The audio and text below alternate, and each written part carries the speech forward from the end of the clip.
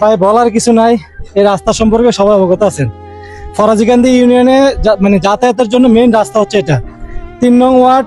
আপনি যদি নতুন বাজার যান, ছোট হলদিয়া যান, সর্দারকান্দি, এই রাস্তাটা সবাই ব্যবহার করে। দৈনিক 5-6 হাজার লোকের সমাগম এই রাস্তাটা আসা যাওয়া করে। রাস্তার যে দুর্ভোগ অবস্থা, এটা দেখে আমার নিজের দিয়ে মনে হইলো যে রাস্তার কাজ করাটা দরকার। এলাকার মানুষের চিন্তা ভাবনা করে আমি কাজটা